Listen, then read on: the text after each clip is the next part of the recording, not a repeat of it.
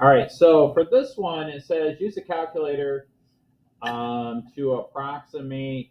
Whoops, I'm going to need to get this going.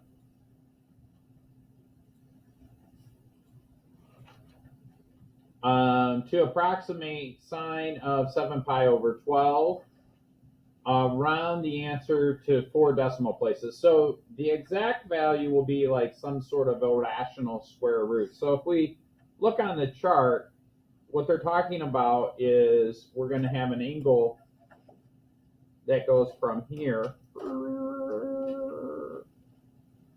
and rotates around to here, 7 pi over 12. Oh, that's not on the unit circle. This doesn't help us at all. So we'll just get rid of it.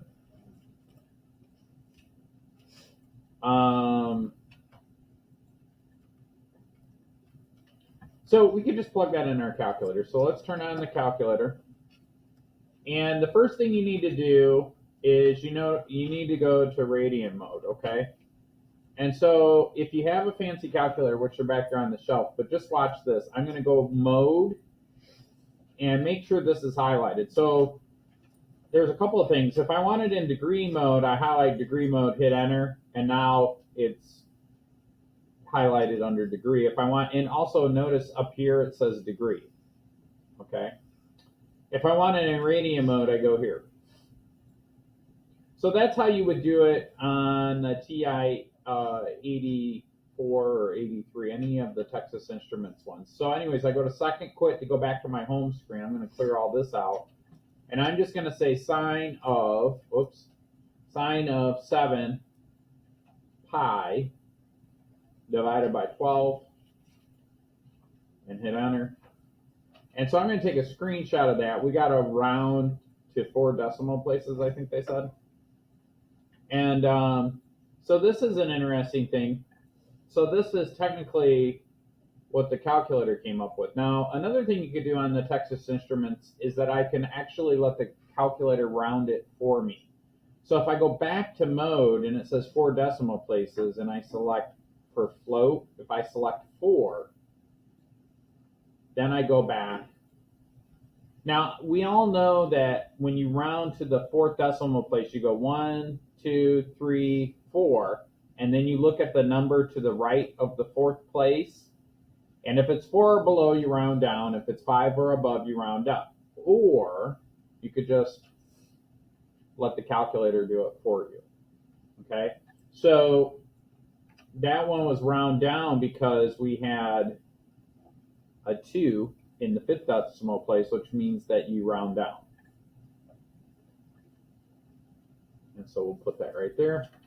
And that is the answer. Okay? Now I'm going to show you one more thing. You can actually do this in Desmos. So let me open up another tab. Oops, I didn't want to.